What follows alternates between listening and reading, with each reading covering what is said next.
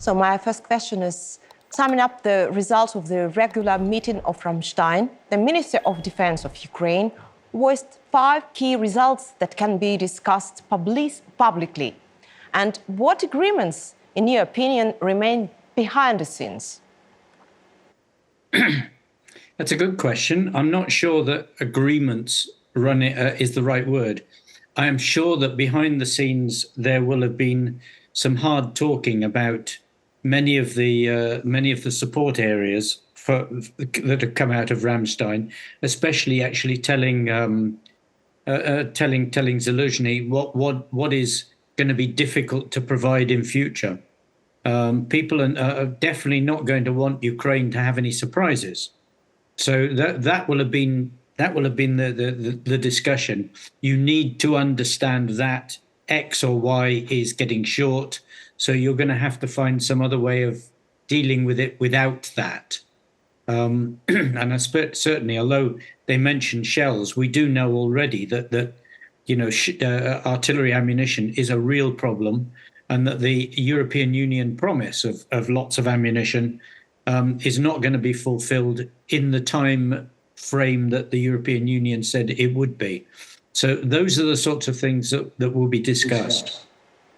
So my next question is, so what is the importance of creating an air defense coalition?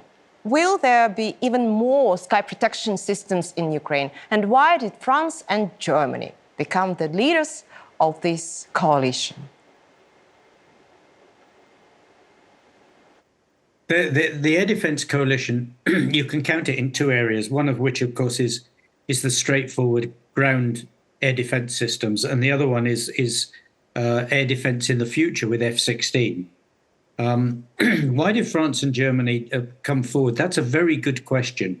I mean, I think that the air defense on the ground has primarily been the strongest part has come from the US with Patriot. But Germany and France are also extremely strongly involved in the air defense there. And I think that there's a general feeling that Europe should lead in some of these subjects, not leaving it all to the United States.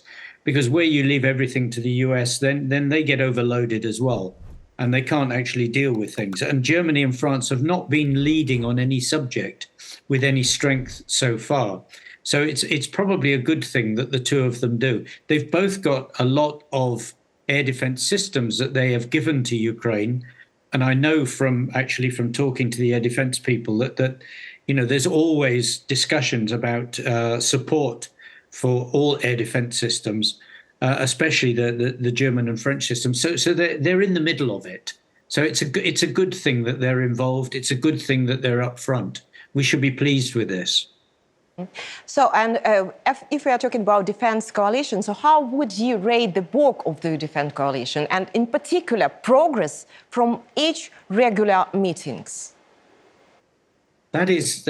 I mean, that's a challenging question because each meeting has been different in many ways. I mean, when it started off, it was you could say very enthusiastic because people had got spare equipment, although the enthusiasm was tempered by the fact that no one wanted to give aircraft, and no one wanted to give Western aircraft, and that people were not happy to give long-range missiles.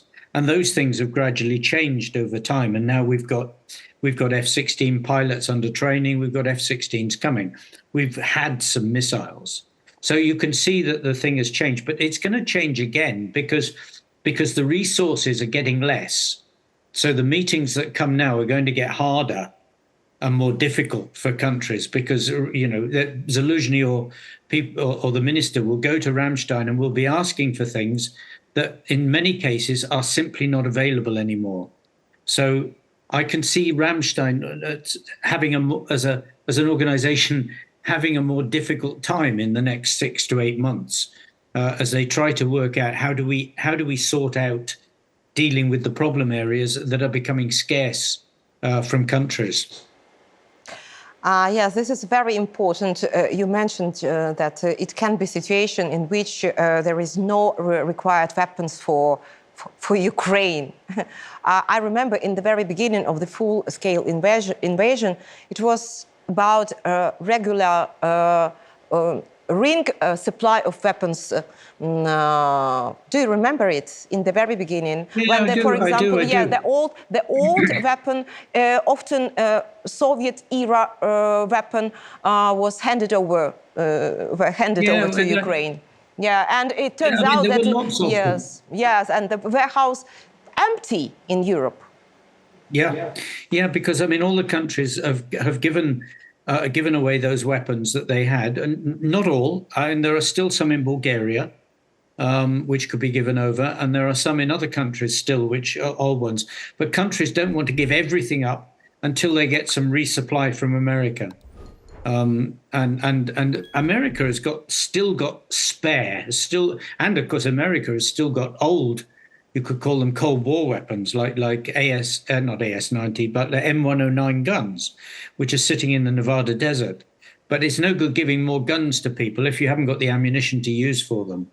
So this is going to be a real challenge for the future, because those old weapons have all gone, and now it means new weapons, and that means that Ukraine may actually have to start paying, or it's got to go back on Lend-Lease, which seems to have died a death with America, and start doing some work with Lend-Lease to get more weapons from America.